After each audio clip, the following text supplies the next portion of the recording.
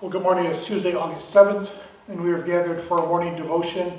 Again, we're using Brian McLaren's Seeking Aliveness. And today's devotion is called Gather Around the Family Table. Through the 10 plagues, we might say that God got the people out of slavery. Through the 10 commandments, God got the slavery out of the people. God also gave them a set of additional practices, rituals, and holidays, and so on, to help them develop and deepen the character of free people. One of those practices was setting aside a special holy place. They started with a simple tent of meeting, then they were replaced with a larger, more elaborate place called the tabernacle. That holy space in the center of their encampment reminded them that God of liberation was journeying with them, not only above them, visually as a cloud of smoke and fire, but among them, walking with them in the desert dust as they made the road to freedom. In that central holy space, the people offered sacrifices.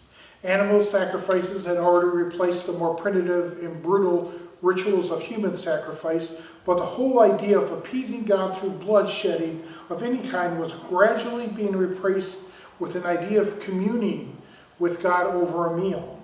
So sacrifices were seen increasingly as gifts of food, as it were to say, God is calling us to gather around the family table. At certain times of the year and at special moments when the people realize they have done something horrible, they would come to God's big tent. They would bring the making of a fast, as if to say, God, we're sorry, we were wrong. We want to have our family meal again, reconciling with you and with one another. So here's some food to express our desire to sit down at the table of fellowship. We won't turn back. We'll keep walking the long road of freedom together. Of course, Jesus gathered with his companions around the table one night and encouraged them to do the same. We call this meal communion. We also call it a meal of liberation and reconciliation. And this table, we remember where we've been, where we are, whom we're gathered, and where we're headed. We make a new road by walking together.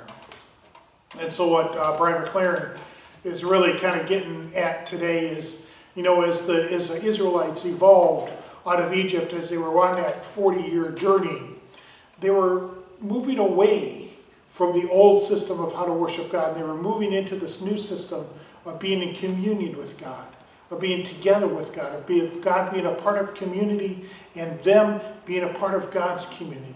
So they built the tent of meeting and the tabernacle that went with them for those 40 years, later became the temple. But it was this new idea that God was amongst the people. God wasn't some ethereal God up there somewhere needing to be appeased, but God was amongst them. The very place of God was in their midst. And what a new and inviting idea that was for them. But for us, that's just commonplace.